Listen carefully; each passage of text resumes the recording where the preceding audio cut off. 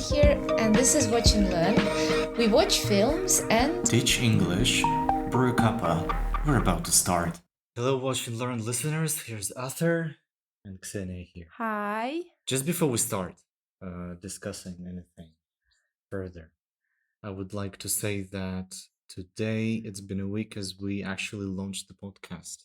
Just to put some time context, that Right. by the time you listen to this, it's actually March at the moment, March 8th, and we launched and we got some feedback. So Yes. thank you all for listening, for sharing your emotions, ideas. Yes, we had some amazing feedback from you guys. Thank you for listening. This was super helpful, and we'll be trying to do even better and maybe continue the stuff you liked about our pods. So thank you so much.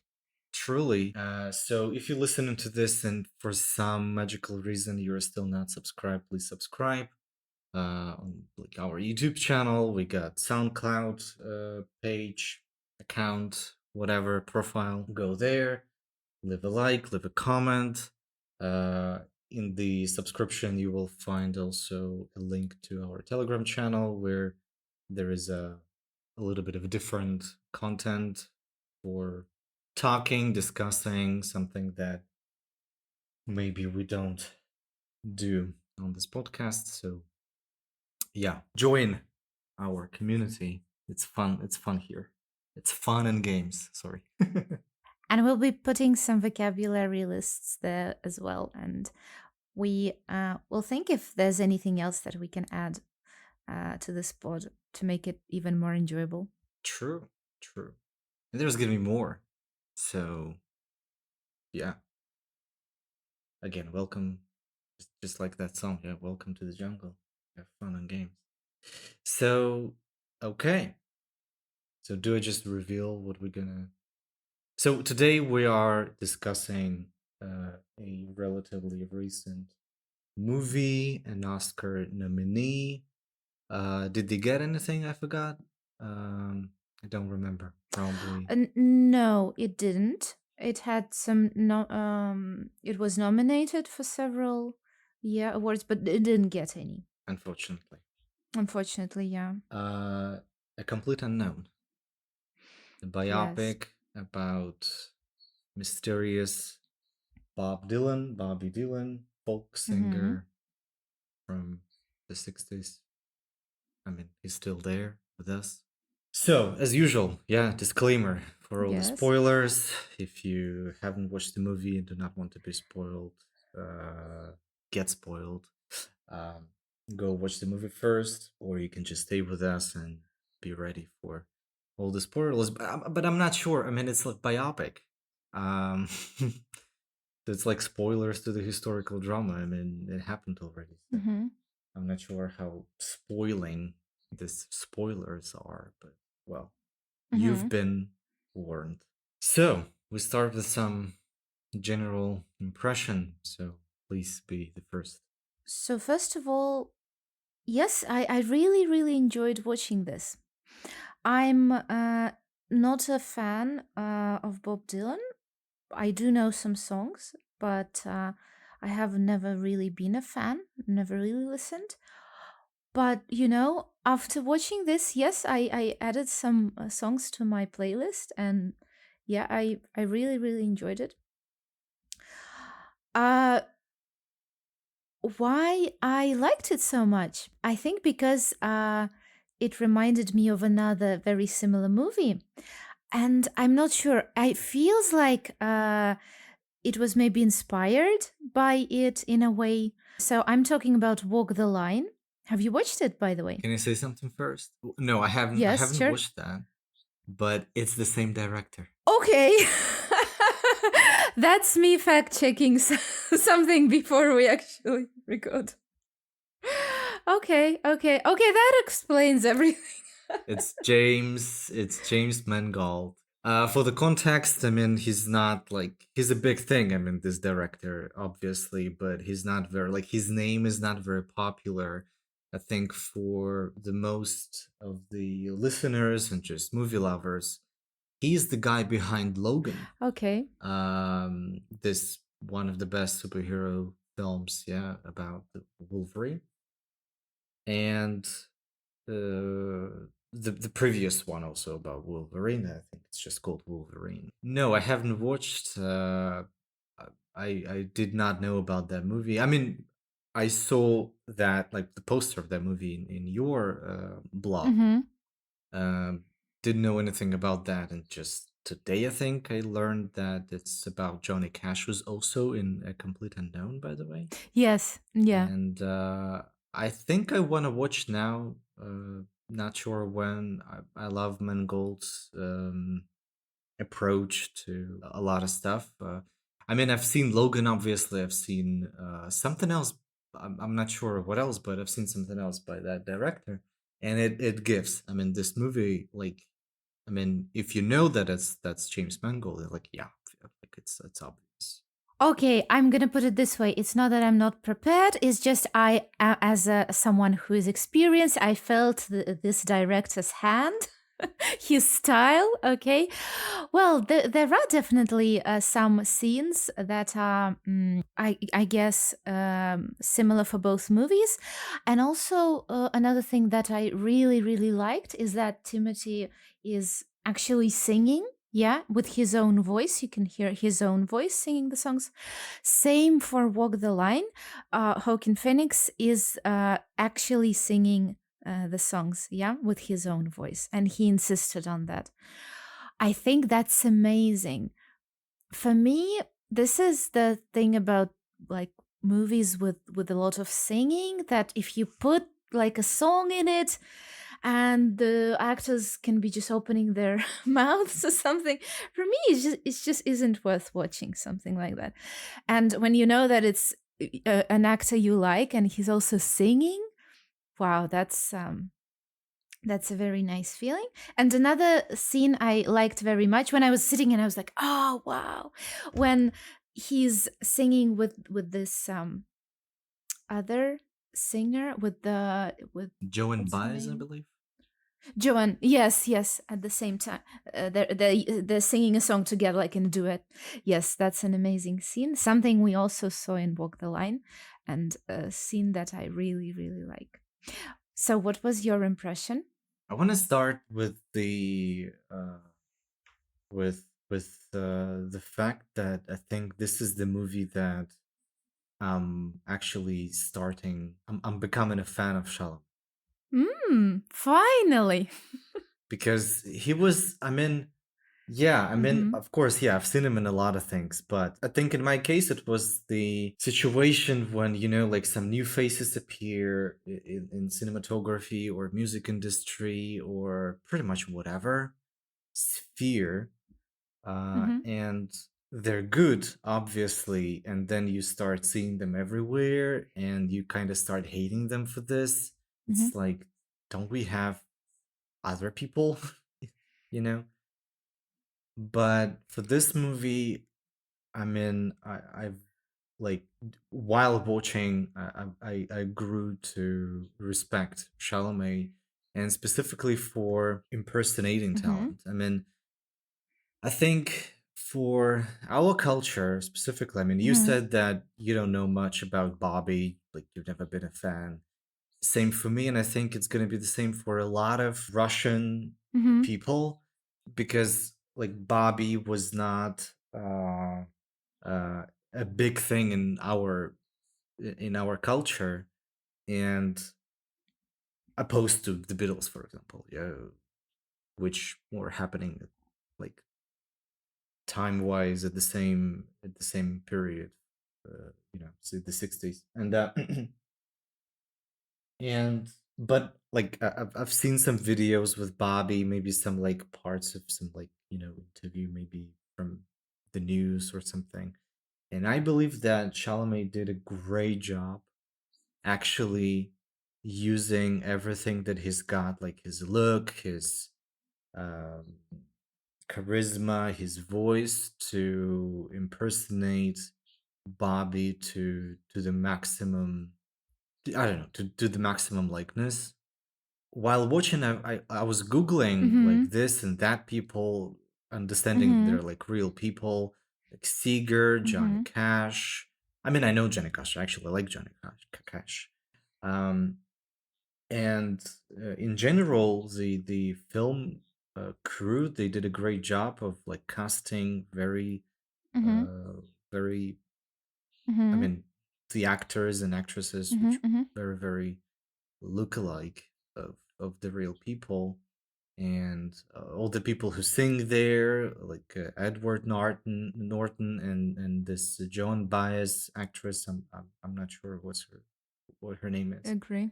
They Mm-hmm. did a great Mm-hmm. job. Agree. I mean, singing is just amazing, and also I was like, yeah, I probably should go a bit Yeah. deeper into the American folk music and maybe find something, because again, I do listen to Johnny Cash sometimes. He was unfortunately an amazing folk singer, just singer in general. Mm-hmm. Like, yeah. Look, you said that.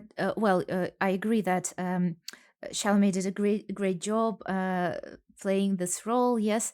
Did you have any particular emotion when looking at him in this movie? What did he make you feel towards this character? Because I have a very like specific feeling, but I'm interested if you have the same or no. I think what I felt, it was something that I was supposed to feel, that Hmm. like I was asking myself again and again and again, like, was slash is Bobby Dylan is like such a jerk? Oh my god, absolutely. That's And what I'm asking. yeah, He and annoyed I me. guess yeah. Because I think yes. and that could be also the reason why Bob Dylan is like a little bit lower in terms of the popularity, Mm-hmm. world popularity. I mean, Mm. worldwide Mm-hmm. popularity. He's like Mm-hmm. underneath some other big figures like the Beatles, for example, or Johnny Cash. Yeah. That even in other movies, when you when you hear Bob Dylan's songs, they're only like most Mm-hmm. popular songs, and it's Mm-hmm. something like I'm not sure what I was going with that. Like it's yeah, like it's American movies, like, I think the world is not that crazy about Bob, and I guess his personality was a catalyst for such a status. But yeah, I mean, reminding the title of a movie, A Complete Unknown, it's not just a part of the lyrics from one of his songs, which we also hear in this movie, but I guess this is the whole idea, or at least one of the ideas of this, like main ideas of the movie, that especially when you don't know much about him, when you're not a fan, you like the movie starts with like a very mysterious guy from nowhere with almost no background, yeah, to enter like the folk scene, yeah, American folk scene. Mm-hmm. And by the end of the movie, it doesn't change much. I mean, you still don't know nothing about him. I should say. I Mm-hmm. mean, aside from that, he's a very complicated character, person, and that, yeah, he may be a jerk, and he's fine with that. It's like every time in the movie, people are like, "You're a jerk," and he's like, "Yeah, okay, whatever. I will just go and sing a song in the corner." You know. Well, it's an eternal question of separating the artist and the art, right? And it happens so many times that I'm not going to talk about like some horrible stories with artists and their art. I'm just saying that there were so many great people who did great stuff in terms of music, movies, books, whatever. But then people said, yeah, they annoyed other people when like as a personality. Yeah, they were jerks. They behaved. Yeah, they I don't know. They offended their girlfriends. They cheated or stuff like that. That's why it's interesting that he was successful in portraying this point. And I was like sitting, oh, he's so annoying, and how good the actor is actually showing this and making you really feel annoyed, right? So yeah, cool. What else? What do you think? I mean, I've mentioned that it's one of the main probably messages there. You also added that like we should separate the personality of an artist from what he does. But what do you think this movie is also about? Like, what was the central like idea? Um, I have to be honest. I later checked it on the internet, but I just wanted to read a bit about the movie itself. But my initial feeling when I was watching was not that it's a movie about a change, a transition in Dylan's career, a transition to electronic music from folk music. I did not feel that it was the main theme. For me, it wasn't. For me, I don't know. It felt like a movie that showed some part of his life, showing how I think for me the more important transition was when he first was a complete unknown and then became famous. And this was the transition that for me felt a bit much more important and much more valuable. Like he was shy and he really wasn't so cool in the beginning, yeah. And then you see him walking like in black and black glasses and stuff. And you're like, yeah, now he's popular, now he's cool. And then you also see how he became more famous, more popular, but in on the inside, internally, he didn't change really. He was still playing the same stuff, doing the same stuff. So I think this is about, for me, like fame, like becoming popular, and how this can change you. You can start doing drugs, you can start drinking alcohol, you can start cheating on your wife, girlfriend, whatever. But then you don't change in terms of who you are, in what you know like um what you want to say with your music. You don't change. Like this idea that I heard at some point that as you grow up, you don't change as a person. What actually happens is that you become more you. Mm-hmm. And I think fame, popularity, like being in public, being a public figure can be a catalyst of that. Is that like you grow up and like, you age quicker because I guess it's just amount of experience that you start getting, but because you're always there, you're always talking to people, always doing something like projects. And if we talk specifically about music people, it's like charities and concerts and all this like shows and everything. Because I believe this is what makes you grow up as a person. Yeah, it's experience, and they get a lot of that. So yeah, it's like specifically in this situation, yeah, it's like our character, my main character, is just becoming more and more and more himself. For me, I think on the first place, the movie was not even connected with like specifically Bobby. It was like Bobby's story was just used as an example to show the relationships between artists and fans. Because what happened is that at some point, like Bobby starts as a folk singer, folk songwriter and singer. And yeah, like at some point he's like becomes this star of the folk scene. He's loved by people for that. He writes amazing songs for this.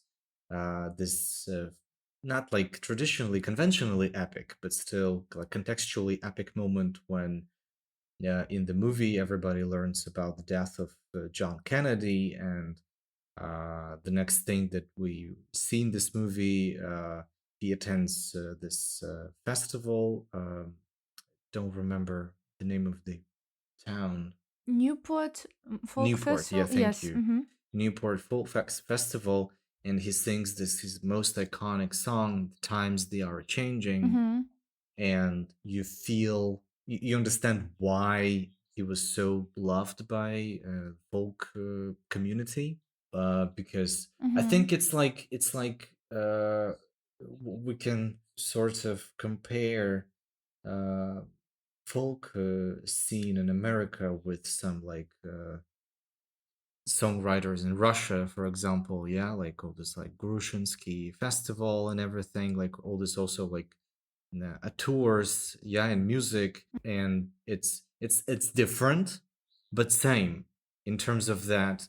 This is the music community. I mean, like creators, yeah, which I think their function in society is to reflect, like through songs, yeah, to reflect what is going on in the country, in the world, and so that people can find like a connection with. Oh my God, it's such a difficult thought for me. To find soulmates. I mean, to find that like I'm not alone in the situation, whatever is going on in the politics at the moment, in the world, and with society at the moment, yeah.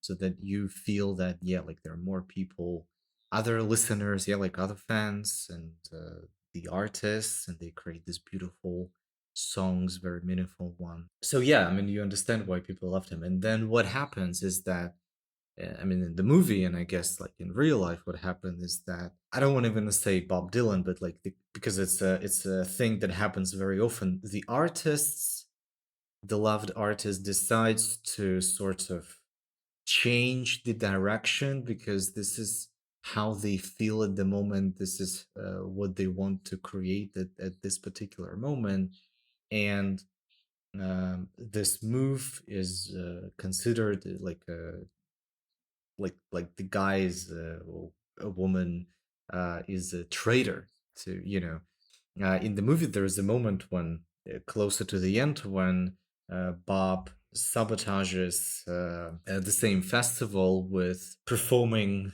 rock and roll music on the stage, and a lot of people from the audience starts calling him Judas, I believe, yeah, like traitors, pretty much. And this happens a lot. Yeah, like when some performer appears on the whatever. It can be music industry, it can be film, it can be I don't know, fine arts or something.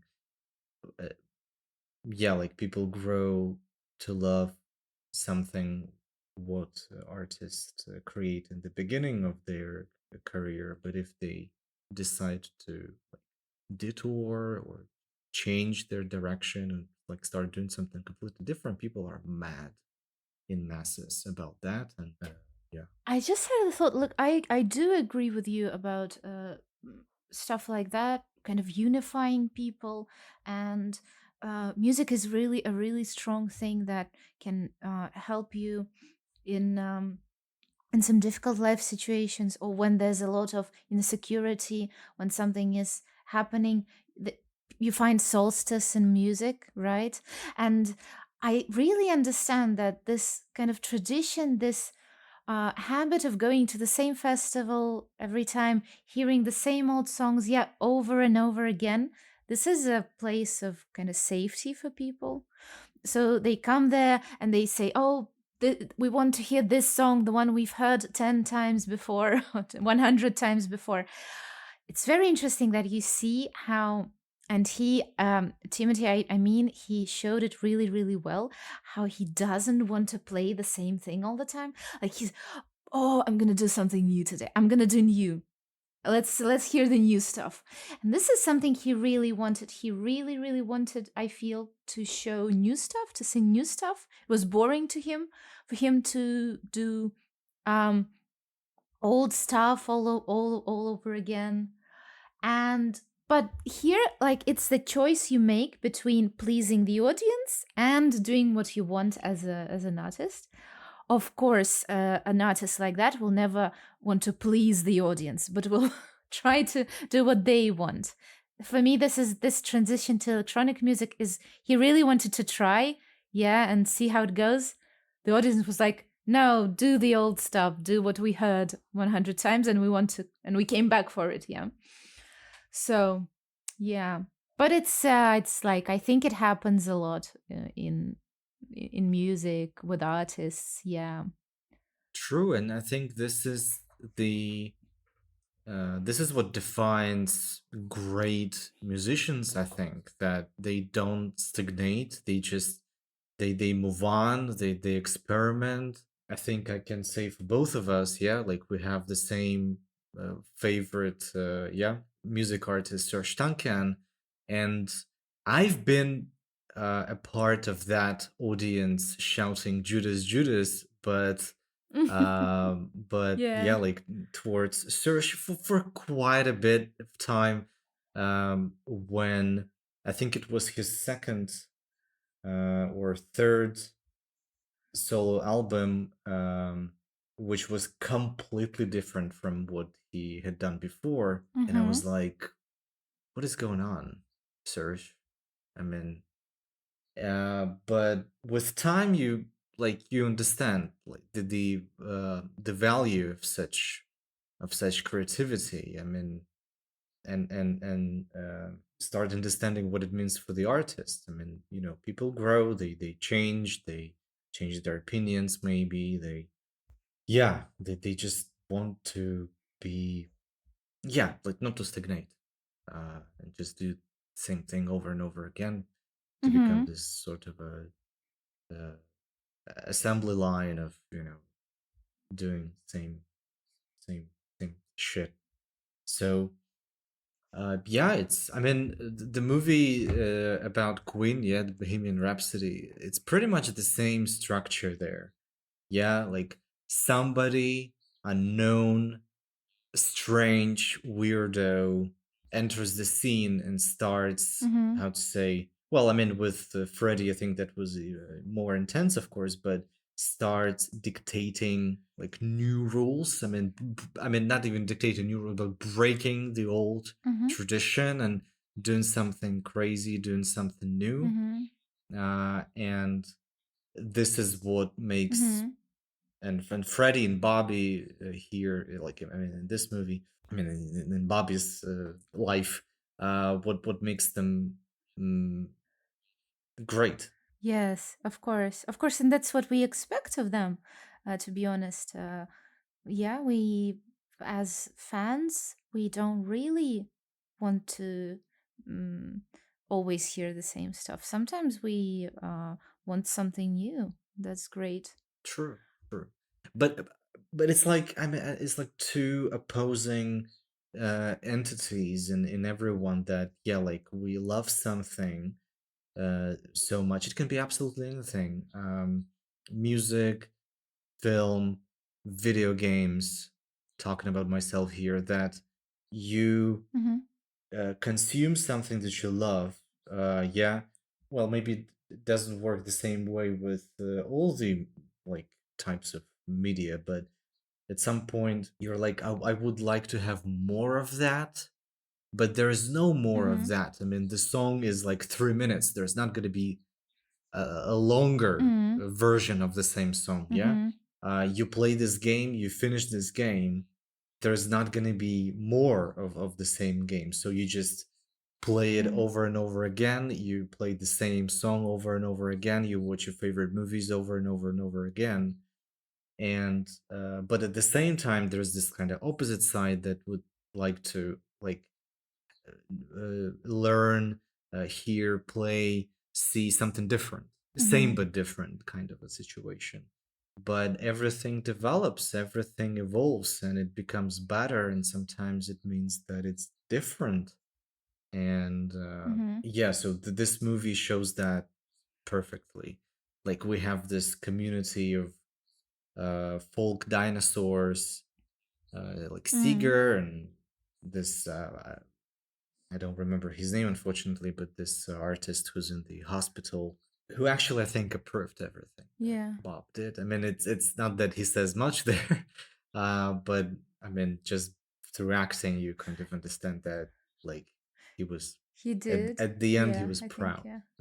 of Bob. Yeah. So, yeah, and the like younger or just more rebellious artists who want to move on, who want to evolve, who want to show something new.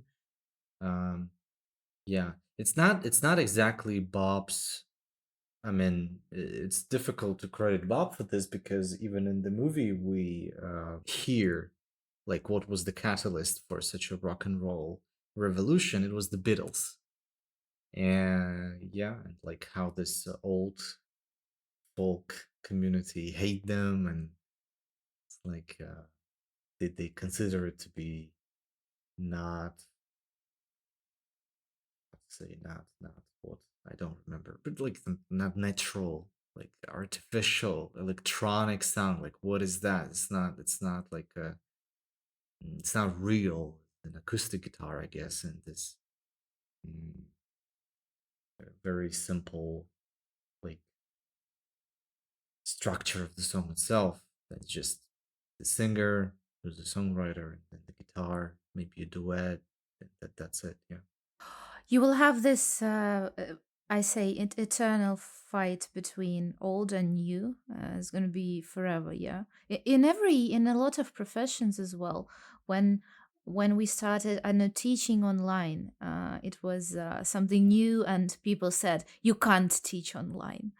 Then you have architects, some of them who draw by hand and others who draw on the computer programs, and they say no, it doesn't work in the computer. Yeah, you should only draw a building with your hand on paper. Yeah.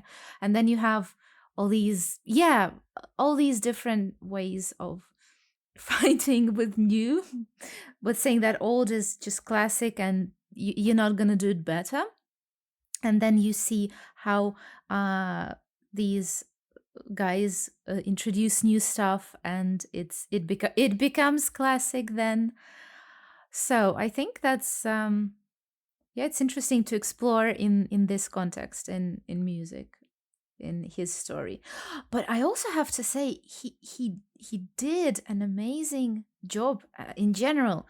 Like, look how what a prolific author he is, and how many really amazing things he's done. And it's like, wow. So There's a possible old interview. I think he was in his, by the look of that, probably 60s, when he said that like he couldn't even do what he was doing when he was younger anymore.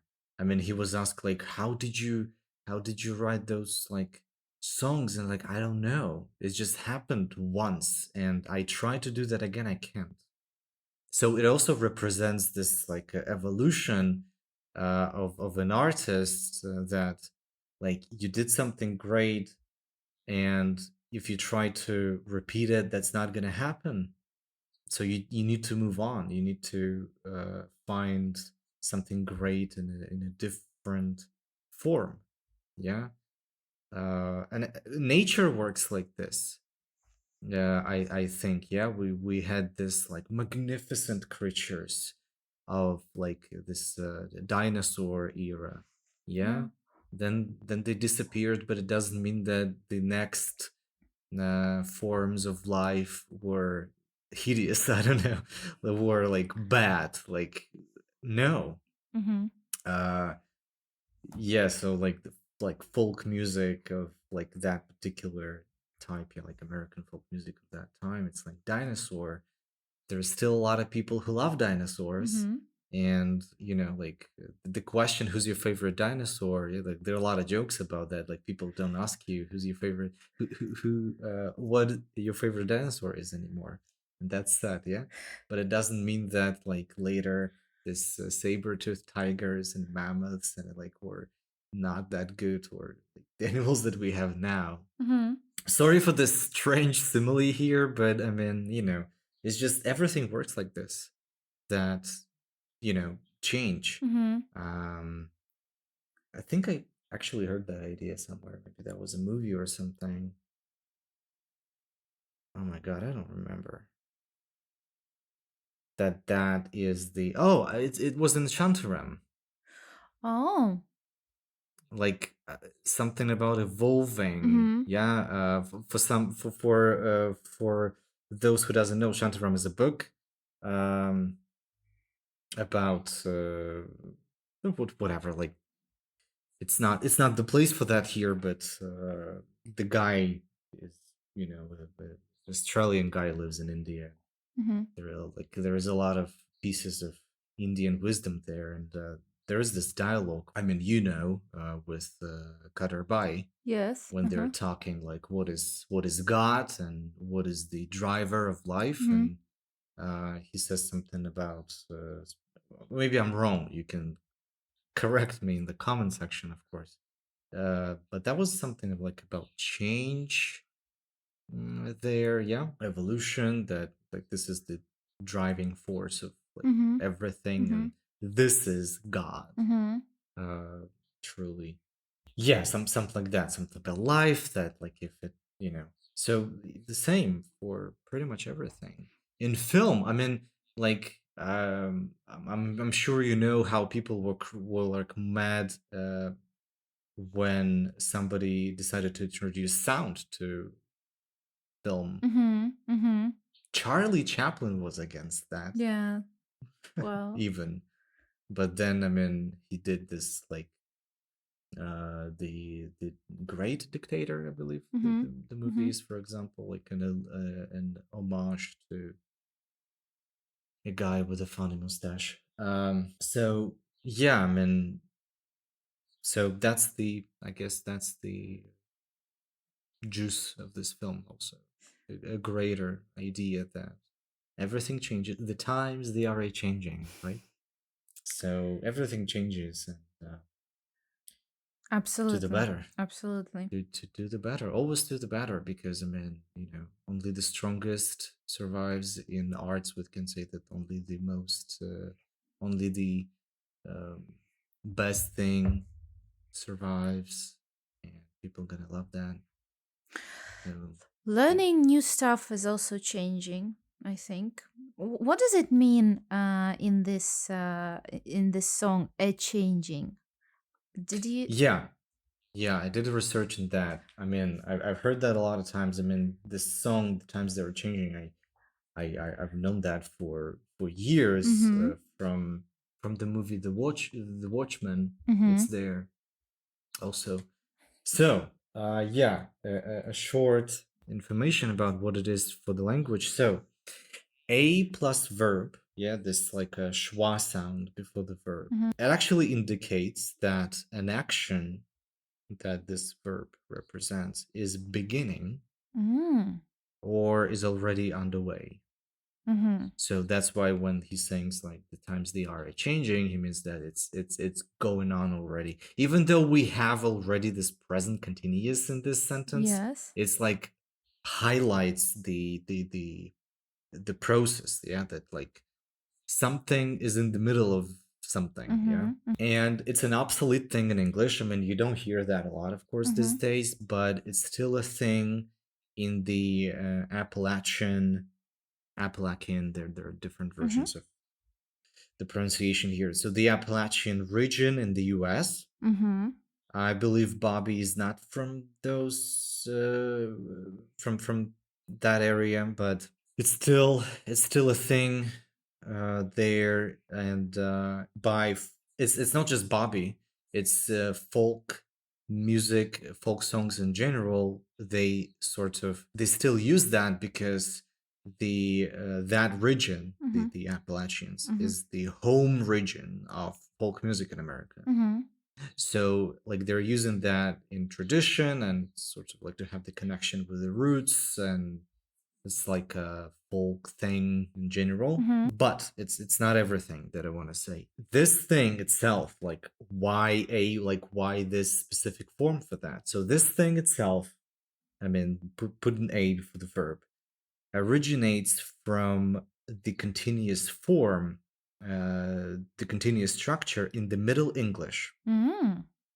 Because back then, to say that you are in the process, it wasn't just enough to say I'm doing something.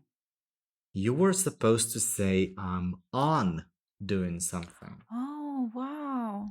And something like I'm on singing, like Yeah. I'm on whatever, like I'm on doing something. And just then this phonetical transformation happened, that on being a not stressed word in the structure turned into an A. Yeah, just a schwa sound before the verb, which happens to a lot of like elements, grammatical elements, which are not stressed because they just function as a, just a grammatical, they have just a grammatical functionality. And what is even more interesting, that this thing also exists in a specific dialect of a German, of the German language, specifically in the Rhineland.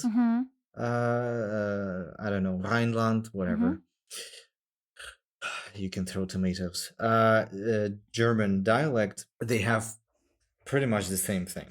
Like, I'm pretty bad at German already, but it's some like ich bin like whatever doing something, and is pretty much on in German. So it's it used to be a thing, and now it like exists in this folk music and maybe this region nowadays. So yeah, interesting. Amazing. So now, armed with this knowledge, next time you have someone ask, what's this article or before the verb in Dylan's song, you can absolutely make the atmosphere in the room so much stuffier with saying, glad you asked. I have this thing I know. Yeah. People will have to walk out of the room. Absolutely. So cool. Guys, save this information. Yeah, but it just shows how amazing a language is. Yes, and true. I love that. What kind of tools and interesting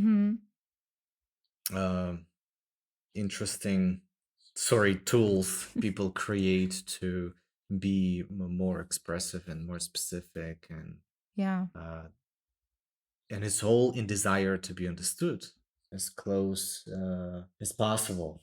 Yes, I think that's amazing. I love such details. Okay, is there anything else we can discuss about this movie today? Do you have any other interesting points or questions for us today? Yeah, just the upsetting aspect that this movie didn't get any Oscars. I'm not sure about awards in general. Maybe they got some Golden Globe. They do have some awards. Yes. You need to check that somewhere, on Wikipedia, but they do, but not Oscars. Yeah, unfortunately. And what else? I don't know. Do watch the movie if you're a Chalamet fan. Do watch the movie if you're not. You are going to become one. Yes. Definitely. If you don't know anything about Bob Dylan, you can watch this movie. If you do know everything about Bob Dylan, you can watch this movie. If you love music, you should watch this movie. If you love any type of music, you should watch this movie to actually to see this, what we've been discussing about the general idea of the movie, about this change in, what it means for music and everything, pretty much. If you love stories about love triangles, you can watch this movie. So yeah, there's like a lot of stuff that you can, catch, Yeah, so it's a great movie. definitely. I have a question for us to sum it up. What's one scene or maybe moment that stayed with you the most from this movie? I think the scene that I've already mentioned, when Bob performs "The Times They Are Changing" on the stage, I felt even though I'm not American, even though I'm not a person from, I did not exist in the '60s, but I think they did a great job to like express this atmosphere of tragedy in people's hearts, like what happened to Kennedy and what kind of atmosphere was there in general. Yeah, this like this Cuban crisis and Caribbean crisis. I don't remember the exact name of the situation. Mm. Yeah, when like there was people were like 5 minutes before another war, Mm-hmm. and how his song, which is truly great. If you haven't heard that, I recommend finding that and listen to that.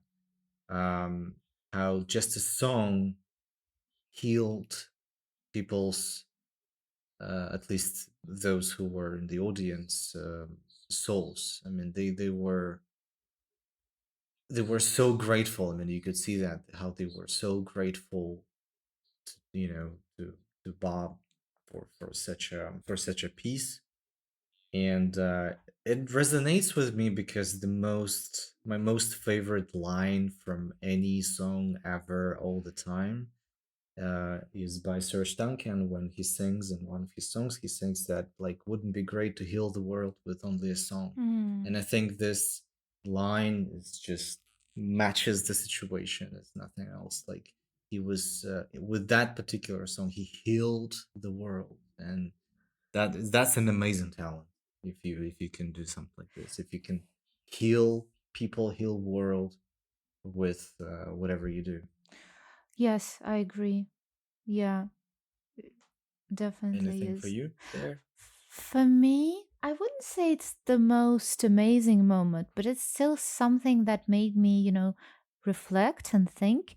The moment when somewhere in the middle, I guess, he wakes up in his apartment and I think with this girl with Joan, and she's like she goes to make some coffee, and he's sitting there just in his bed, like messy haired.